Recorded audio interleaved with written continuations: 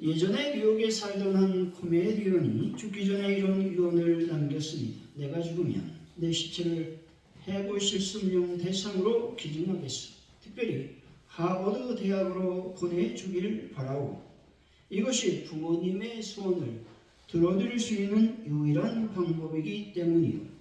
부모님의 평생 소원은 내가 하버드 대학에 들어가는 것이었는데 내가 하버드에 들어가는 방법은 이 일밖에 없어 라고 말했다는 것이죠. 그리고 이 코미디언은 가쁜 숨을 몰아쉬며 죽음은 역시 고통스럽다라는 말을 남기고 세상을 떠났습니다. 죽음은 웃을 수 없는 사건이라는 것이죠. 우리는 타인의 죽음에 대해서 여러 가지 많은 이야기를 할 수 있습니다. 그러나 내가 사랑하는 사람이나 나 자신에게 죽음이 닥치면 죽음에 대해 이러니 저러니 쉽게 말할 수 없다는 것이죠. 죽음만큼 인간을 절망하게, 두렵게 하며 슬프게 만드는 것도 없다는 것입니다. 아무리 돈이 많아도 살아있을 때 자산이 되는 것이지 죽으면 유산에 불과한 것이죠. 호화로운 별장이 있다 한들 죽으면 소파 한번 앉아보지 못하는 것이죠. 아무리 최고급 승용차가 있다 한들 죽으면 그 키가 누군가의 손에 넘어가는 것입니다. 돈도, 명예도, 권력도, 지위도 죽으면 그저 쓰레기에 불과한 것이죠.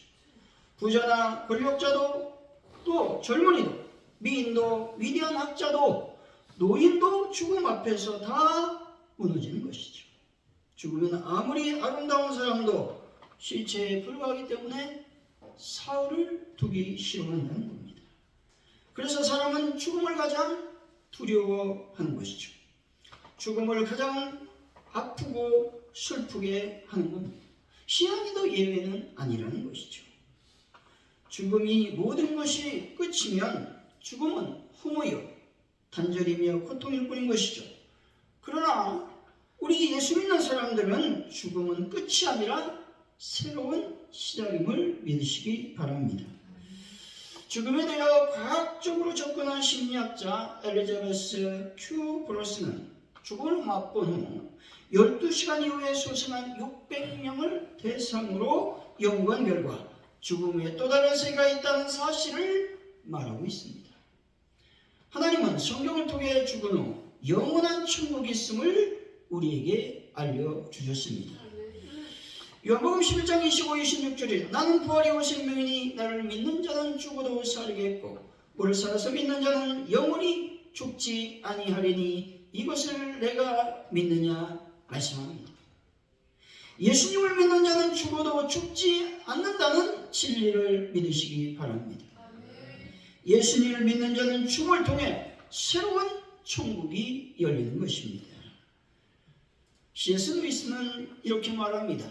예수님의 최대 업적은 그분이 부활의 메시지를 선포한 것이고 그 메시지로 다시 사신 것이다 라고 말했습니다. 지금의 삶이 당신을 좌절과 어두움과 절망에 몰아넣는다 할지라도 주께서는 부활과 생명으로 우리 곁에 다가오시는 것입니다. 예수님께서는 무덤 저 건너편에 놀라운 소망을 약속하셨습니다. 기독교의 특성은 영혼의 불면에 있는 것이 아니라 부활에 있다는 것이죠. 그래서 기독교는 부활을 통해 종교나 사상을 뛰어넘는다는 것입니다.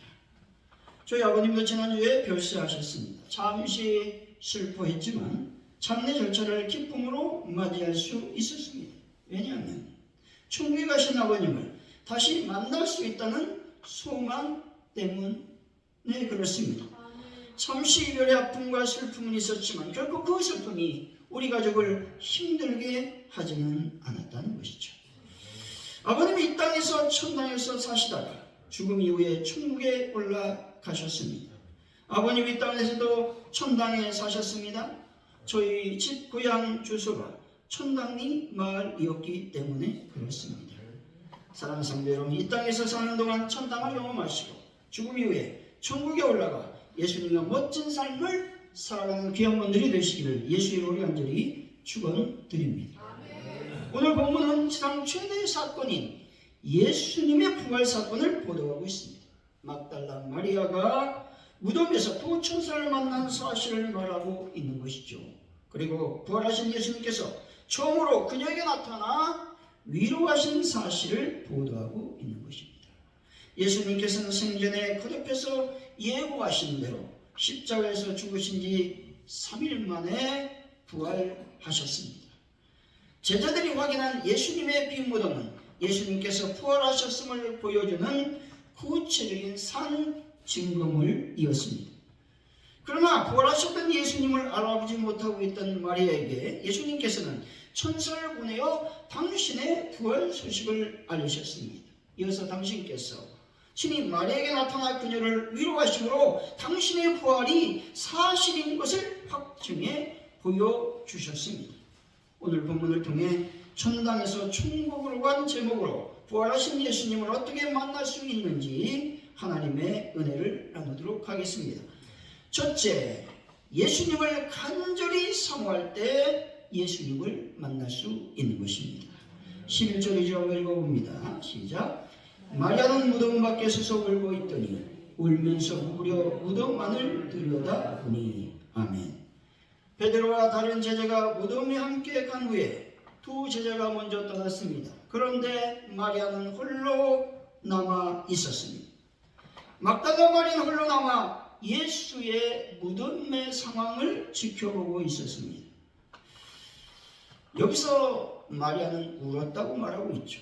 여기서 울다라고 하는 말은 조용히 눈물을 흘리며 우는 것이 아니라 큰 소리로 감정을 억제하지 못하여 통곡하는 울음을 가리키는 것이죠. 마리아의 이런 대성통곡은 예수님께 대한 그녀의 제자로서의 애정이 얼마나 뜨거운 것이었는지에 대해서 말해주고 있는 것입니다. 요한복음 20장 1절이죠. 안식구 첫날 일찍 아직 어두울 때 막달라 마리아가 무덤에서 돌이 무덤에서 옮겨진 것을 보고 말씀합니다. 막달라 마리아는 홀로 아직 어두울 때 일찍이 예수의 무덤에 왔습니다. 마리아가 이렇게 일찍 예수의 무덤에 왔다는 것은 돌아가신 주님에 대한 열정이 아직 식지 않았음을 보여주고 있는 것입니다. 마리아 열정이 식지 않았음을 보여주는 것은 예수님이 시신이 없어진 것을 보고 대성통곡했다는 것입니다.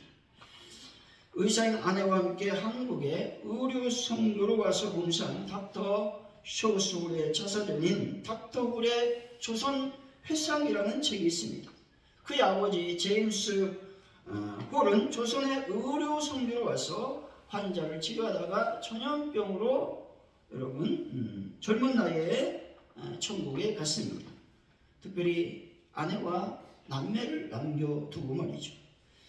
남편을 먼저 천국으로 보낸 후 이 아내는 홀 기념병원을 세워 조선 사람들을 위해 더욱 정열을 불태웠습니다.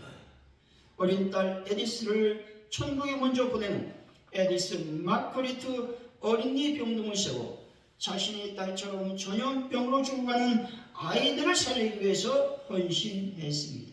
그뿐 아니라 지금은 이대 부속병원이 된 동대문 부인병원을 세워 무지한 부인들을 치료했고 고려대학교 의과대에 임전신인 경성여자의학전문학교를 세워 의사들을 배출시켰습니다.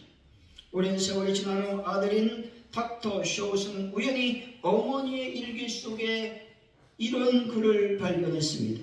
하나님께서 자신의 아들을 사랑하신 것처럼 이 조선 사람들도 사랑하고 계시다는 것에 생각이 미치자 만나는 사람마다 손을 잡고 이 좋은 소식을 말하고 싶은 열망에 불타게 되었다라고 쓰여 있었다는 것이죠.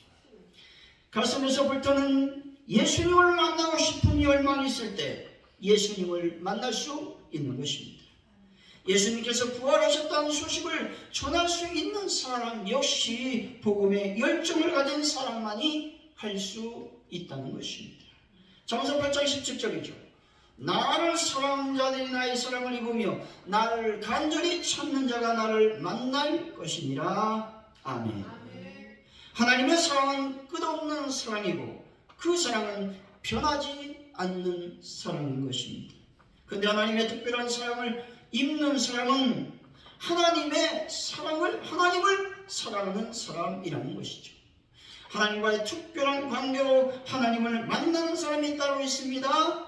그 사람이 누구이겠습니까? 하나님을 간절히 찾는 사람이라는 것입니다. 우리가 하나님을 간절히 찾을 때 고난 속에 역사하시는 하나님을 만날 수 있음을 믿으시기 바랍니다. 알프레드 크랩스는 이렇게 말했습니다. 열정 없는 성공이란 있을 수 없습니다. 승리하는 생활의 비결은 가슴을 열정으로 가득 채우는 데 있습니다. 라고 말했습니다. 여러분이 잘 알고 있는 농구의 신 마이클 조던, 그 열정에 대해서 이렇게 말합니다. 어떤 기자가 질문했습니다. 어릴 때에 하루에 몇 시간씩 운동했습니까? 연습했습니까? 물어보았습니다. 그러자 조던은 이렇게 말합니다. 시간 같은 건 신경 쓰지 않았어요. 시계를 본 적도 없어요.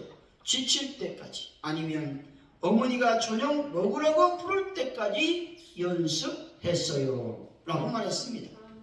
한마디로 자신의 일에 대한 열정이 그를 농구의 천재로 만든 것입니다. 열심히 하라는 말은 최선을 다하라는 말인 것이죠. 최선을 다해 여러분 일을 하면 여러분의 길이 열리게 되고 하나님의 영광을 받으실 줄로 믿습니다. 대충 하면 열렸던 길도 닫히게 되는 것이죠. 최선을 다해 열심히, 아주 열심히, 그것도 즐겁게 기쁜 마음으로 하면 결과와 상관없이 그 자체만으로 이미 성공의 길에 올라서게 되는 것입니다. 세상 일도 열정이 없으면 이룰 수 없습니다. 마찬가지로 영적인 일도 열정이 없으면 결코 성장할 수 없다는 것입니다. 예수님을 만나고 싶은 열정, 복음을 전하고 싶은 열정이 마음에 사무칠 때에 예수님을 만날 수 있고 복음을 증거할 수 있게 되는 것입니다. 12절 13절이 좀 읽어봅니다. 시작. 흰옷 입은 두 천사가 예수의 시체를 뉘었던 곳에 하나는 머리편에 하나는 발편에 앉았더라. 천사들이 이르되 여자여 어찌하여 오느냐. 이르되 사람들이 내 주님을 옮겨다가 어디에 뒀는지 내가 알지 못함이니이다. 아멘. 무덤을 지켜보던 마리아는 무덤에 예수님은 없으시고 흰옷 입은 천사들이 있다고 하는 것들을 발견하게 됩니다. 그리고 천사의 질문에 마리아는 예수님을 어디로 옮겼는지 알고 싶어 했습니다. 여기서 막달라 마리아는 홀로 남아 예수님을 간절히 찾고 있었던 것이죠. 결국 예수님은 당신을 간절히 만나고 싶은 사람들에게 당신 자신을 드러내시기를 기뻐하신다라는 것입니다.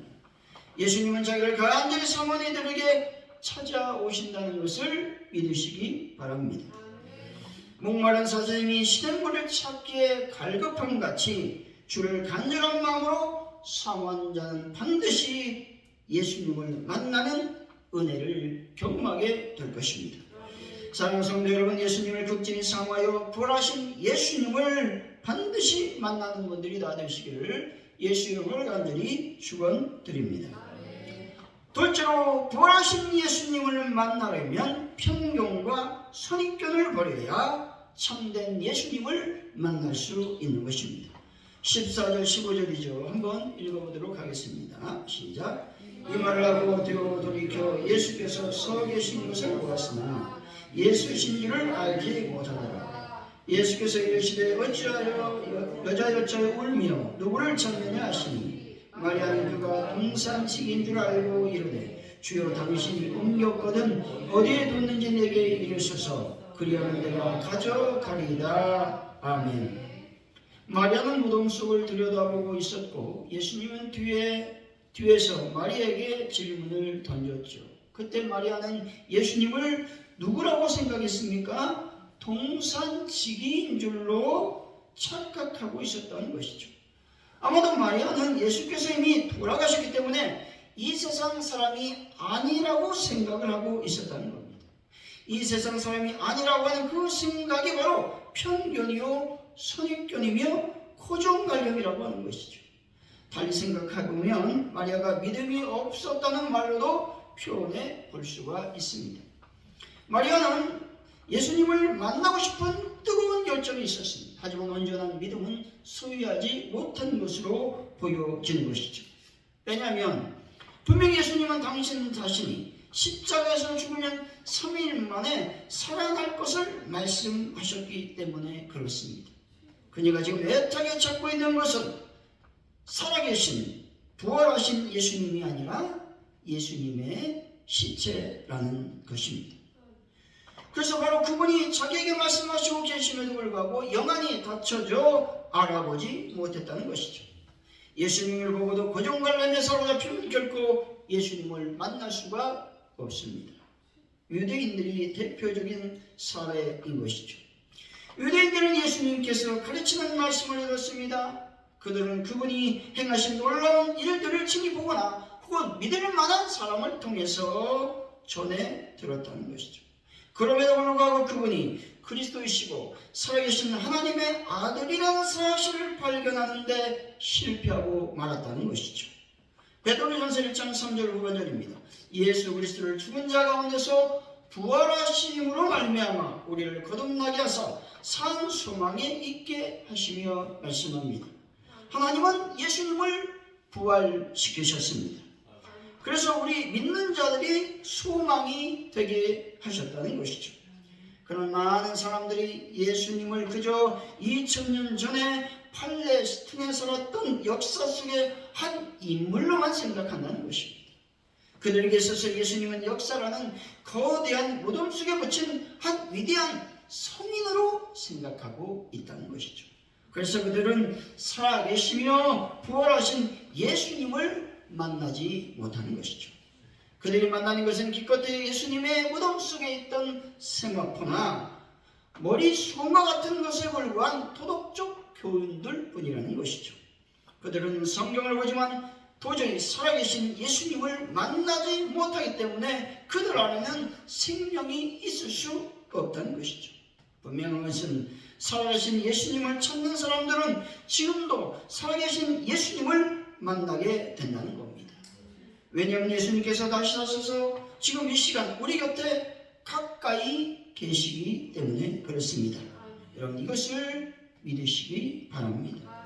산성도 여러분, 예수님의 부활은 역사이며 진리심을 믿고 예수님을 꼭 만나는 분들이 다 되시기를 예수님을 간절히 축원드립니다.